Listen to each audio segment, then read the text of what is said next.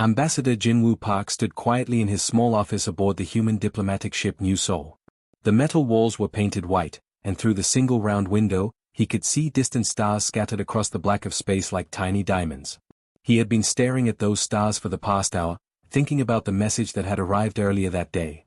The holographic display on his simple wooden desk showed the official seal of the Galactic Council. It glowed softly blue and gold, spinning slowly in the air above the projector. Jinwoo had seen this seal in training videos back on Earth, but never in person. Never directed at him. A soft knock on the door broke his thoughts. "Come in," he called out in Korean, then switched to English. His aide, Lieutenant So-young Kim, entered carrying a steaming cup of coffee and a thick folder. "Sir, I have the council message translated and the background files ready," she said, setting the coffee cup next to his elbow. The smell of real Earth coffee filled the small room, making Jinwoo smile slightly. It was one of the few comforts they had brought from home on this long journey. "Thank you, So-young. Please, sit down." Jinwoo gestured to the chair across from his desk. So-young was young, maybe 28, with short black hair and serious dark eyes. She had been his aide for 2 years now, ever since Earth had appointed him as humanity's first ambassador to the galaxy. So-young opened the folder and pulled out several sheets of paper. Everything was printed on real paper because Jinwoo preferred it that way. Digital screens hurt his eyes after long hours of reading, and there was something comforting about holding actual documents in his hands. "The message is short," So-young began, reading from the top sheet. It says, "Ambassador Park Jinwoo of the human species is hereby summoned to appear before the Galactic Council at Station Nexus 7 for consideration of Species Application 7429. Report to Council Chamber Alpha 7 tomorrow at 0800 Galactic Standard Time. Bring all required documentation. End message." Jinwoo nodded slowly and picked up his coffee cup. The warm liquid felt good in his hands. 3 years, he said quietly. "We submitted our application 3 years ago." "Yes, sir. Most species wait much longer than that. The average waiting time is 7 years according to our research."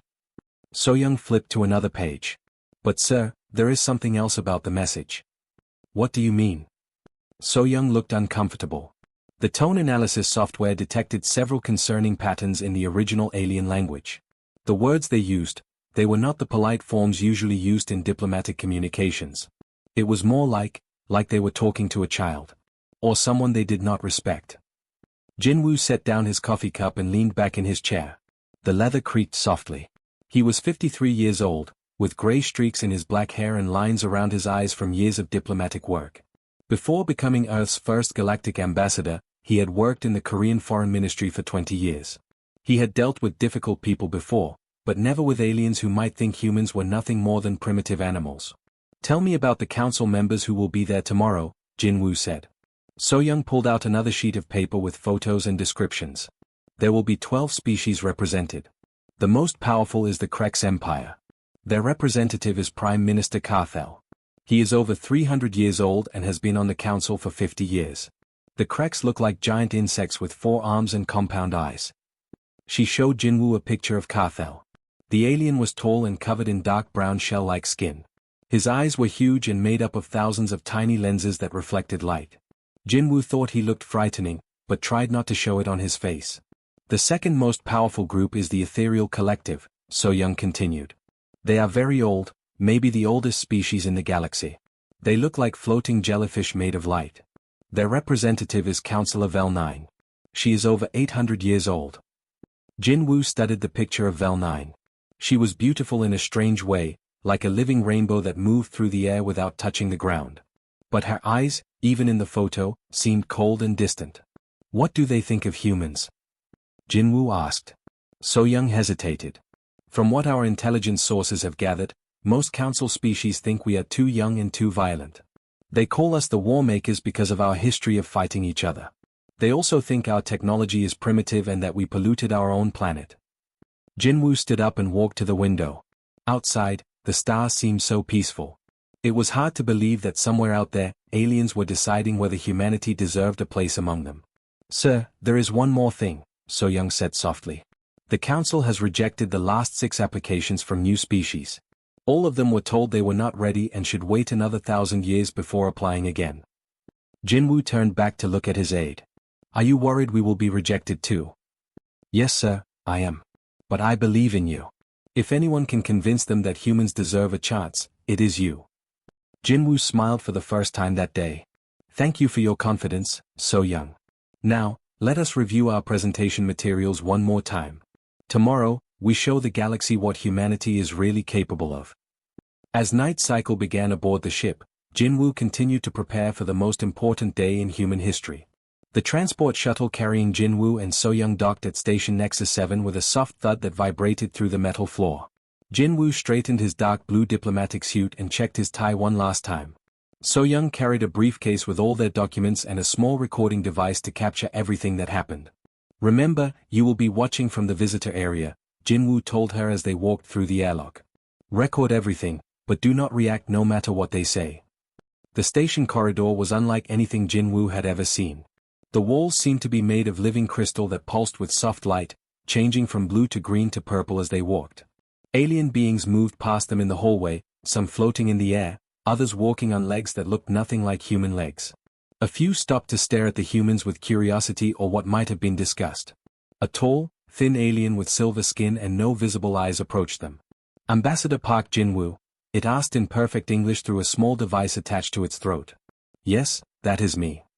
I am Guide Melfor. Please follow me to the council chamber.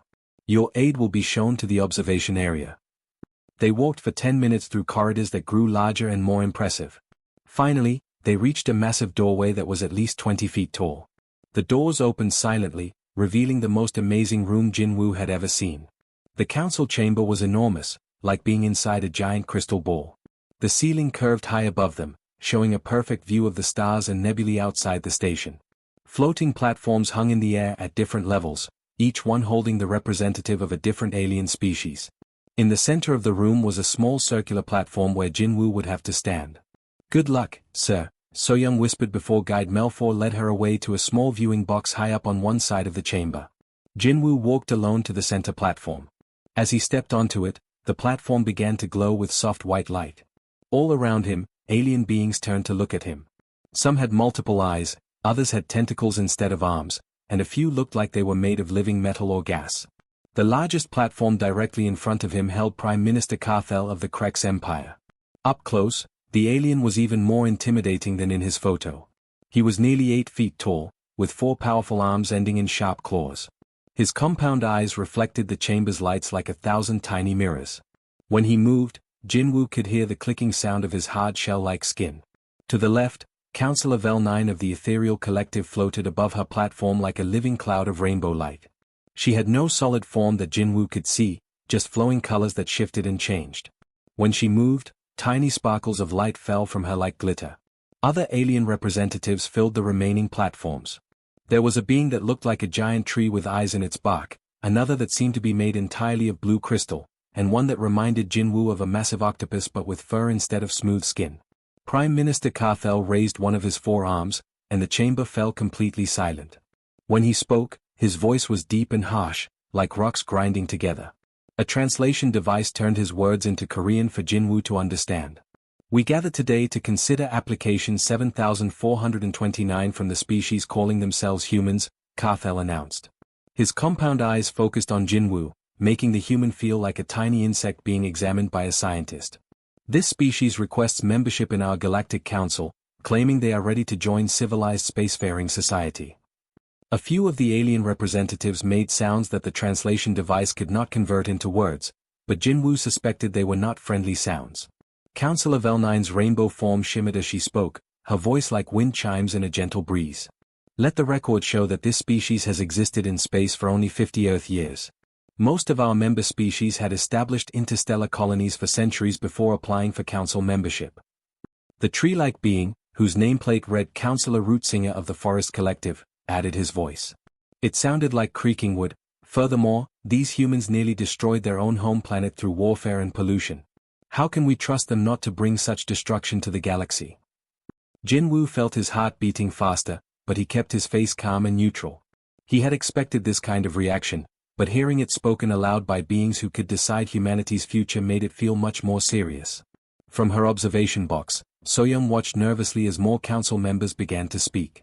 She could see Jinwoo standing alone in the center, looking small and fragile compared to the massive aliens surrounding him. Her recording device captured every word and gesture, but she wished she could do something to help.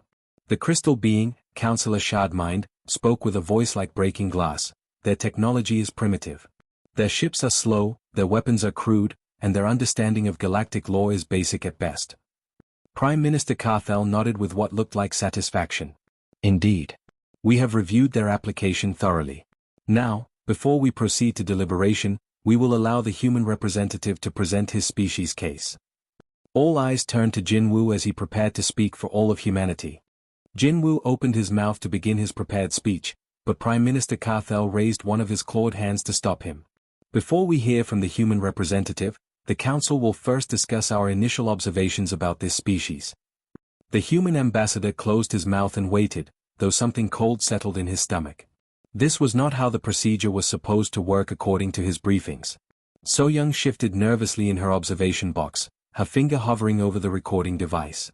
Councillor Velnine's rainbow form pulsed brighter as she began to speak. I have studied the history files of these humans. They are barely more than primitive animals who learned to use fire. 50 years ago, they were still fighting wars with chemical explosives and metal bullets. How can such creatures understand the complex diplomatic needs of a galactic civilization? Several alien representatives made clicking or buzzing sounds that the translation devices rendered as laughter. Jinwoo felt heat rise in his cheeks, but he forced himself to remain still and silent. The massive tree being, Councillor Rootsinger, creaked as he spoke. Their emotional systems are unstable. They make decisions based on anger, fear, and something they call love. These are not the qualities needed for rational galactic governance. A species that chooses leaders based on popularity rather than wisdom cannot be trusted with serious matters. More laughter echoed through the chamber. A slug-like alien with multiple heads nodded, all of them in agreement. Yes, yes. And look at their physical forms. So small, so weak. They live for barely 100 years. How can they understand long-term planning when their entire existence is just a blink of an eye? Jinwoo clenched his hands behind his back, his knuckles turning white.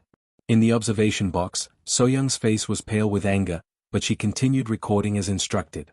Councillor Shardmind, the crystal being, spoke with sharp, cutting tones. Most concerning is their treatment of their own planet. They poisoned their air, killed their forests, and heated their atmosphere until their ice caps began to melt. What kind of intelligent species destroys the only world they have? Exactly, boomed Prime Minister Carthel, his compound eyes gleaming with what looked like amusement. They nearly made themselves extinct through their own stupidity. We have records showing they built weapons capable of destroying their entire planet, then pointed these weapons at each other. Such behavior shows they are too dangerous and too foolish to join civilized society. A floating jellyfish-like creature added its voice to the chorus. They still fight wars even now. Their history is nothing but violence, conquest, and destruction. They cannot even unite their own species under one government. How can they contribute to galactic unity? The insults continued for 20 minutes. Jinwoo stood in the center of the chamber, feeling smaller and smaller as each alien representative took their turn mocking humanity. They laughed at human technology, calling their spaceships primitive metal boxes, and their computers simple calculating machines. They mocked human culture, describing their art as emotional nonsense and their music as organized noise. Councillor Velnine's form shimmered with what looked like disgust. Perhaps most pathetic of all is their obsession with individual achievement. They give awards to single persons instead of recognizing collective effort. This shows they do not understand the importance of community and cooperation. And their languages, added another representative, this one resembling a giant butterfly with 6 wings. They have thousands of different languages on one small planet.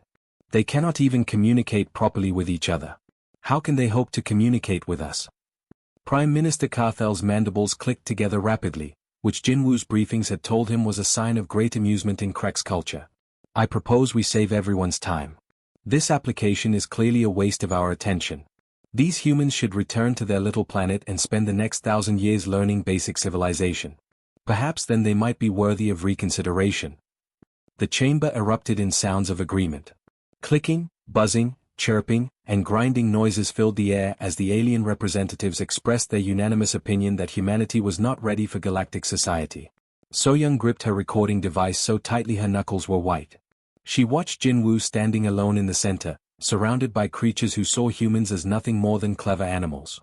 Her heart pounded with anger and humiliation, but she forced herself to keep recording. Counselor Rootsinger made a sound like wind through dead leaves.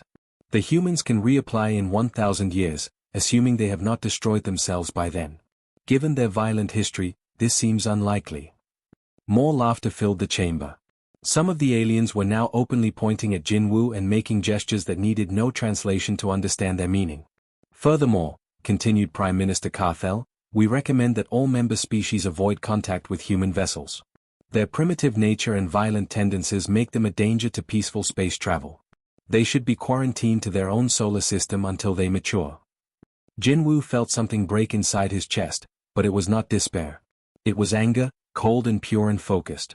These beings thought they knew everything about humanity based on old files and surface observations. They saw only the conflicts and mistakes, not the growth and achievement those struggles had produced. The laughter began to die down as the council members finished their mockery. Prime Minister Carthel looked down at Jinwoo with obvious satisfaction. Now, human, you may speak before we vote on your application. Though I suspect there is little you can say to change our minds. Jinwoo took a deep breath and stepped forward on the glowing platform. The chamber fell silent as hundreds of alien eyes focused on him. His voice, when he spoke, was calm and clear, carrying easily through the vast space. Honored counselors, thank you for sharing your thoughts about my species, he began, his tone respectful but firm. I have listened carefully to everything you have said, and I understand why you see humanity as primitive and dangerous. Prime Minister Carthel's compound eyes glittered with satisfaction. Several other council members made soft sounds that suggested they were pleased the human was admitting his species' faults. You are correct that we are young, Jinwoo continued. 50 years in space is nothing compared to your thousands of years of experience. You are also correct that we have fought wars, damaged our planet, and made many mistakes. Councillor Velnine's rainbow form pulsed with what looked like approval. The tree being Rootsinger creaked softly, as if settling into position to hear the humans surrender. But I think you have missed something important about what those facts actually mean, Jinwoo said, his voice growing stronger. You see our youth as weakness, but what you call inexperience, we call adaptability. In 50 years, we went from a dying planet to a unified world reaching for the stars. How long did it take your species to achieve the same progress? The chamber stirred uneasily. A few alien representatives exchanged glances with what might have been concern. Jinwoo walked to the edge of his platform, closer to the alien counselors. You mock our short lives, but you forget what that means. Every human knows their time is limited, so we do not waste it. We cannot afford to spend centuries debating simple decisions. When we see a problem, we solve it quickly because we might not have another chance. So-young felt her heart racing as she watched Jinwoo begin his counterattack. The aliens were no longer making sounds of amusement. You criticize our wars, but let me ask you something, Jinwoo said, looking directly at Prime Minister Carthel. When did your species last face a real challenge? When did you last need to change everything about how you live just to survive? The Krex leader's mandibles stopped clicking. His compound eyes focused on Jinwoo with what looked like surprise. Our wars taught us something your peaceful civilizations have forgotten, Jinwoo continued. They taught us how to unite when survival depends on it. Yes, we fought each other for thousands of years. But when our planet was dying, when climate change threatened to destroy us all, we did something I wonder if any of your species could do. We stopped fighting and worked together. The crystal being, Counselor Shardmind, spoke with a sharp voice. That proves nothing. Any species can cooperate when facing extinction. Jinwoo smiled for the first time since entering the chamber. Can they? Then why are there no records of your species ever facing such a test? You have been comfortable and safe for so long that you have forgotten what it means to grow through hardship. He turned to address the entire council, his voice carrying to every corner of the chamber. You call us emotional and unstable, but emotions are what drive us to achieve impossible things. When our scientists said it would take 200 years to clean our atmosphere, human determination did it in 30. When our engineers said faster-than-light travel was impossible, human stubbornness proved them wrong. Counselor Rootsinger creaked loudly. Reckless experimentation is not the same as wisdom. No, but wisdom without courage is useless, Jinwoo replied. When did any of your species last try something new? When did you last take a risk that might fail? You have grown so careful, so afraid of making mistakes, that you have stopped growing entirely. The chamber was completely quiet now. Even the background hum of the station system seemed louder than the breathing of hundreds of alien beings. Jinwoo's voice dropped to almost a whisper, but somehow everyone could hear him clearly. You see our conflicts as proof that we are violent and primitive. But I see something else. I see a species that has learned the most important lesson in the universe, that true strength comes not from avoiding problems, but from solving them together. He paused, letting his words sink in. Every challenge we have faced has made us stronger. Every mistake has taught us something new. Every conflict has shown us the value of peace. Can any of your species say the same? Soyoung was holding her breath as she watched the alien counselors. Some of them were shifting uncomfortably on their platforms. Others were staring at Jinwoo with expressions she could not read. You think we are too young to understand galactic civilization, Jinwoo said, his voice rising again. But perhaps the real question is whether your civilizations are too old to remember what progress looks like. You have achieved stability, but at what cost? When did you stop dreaming of becoming something better than what you are? Prime Minister Carfel leaned forward, his massive form creating shadows on the chamber floor. You speak of growth and change as if they are always good things. But stability and order are what keep the galaxy peaceful. Jinwoo nodded respectfully. You are right that stability has value. But stability without growth becomes stagnation. Order without change becomes death. The galaxy needs both wisdom and courage, both experience and fresh ideas. He straightened his shoulders and looked around the chamber one more time. We do not come before you as children begging for approval. We come as partners offering what you have forgotten you need.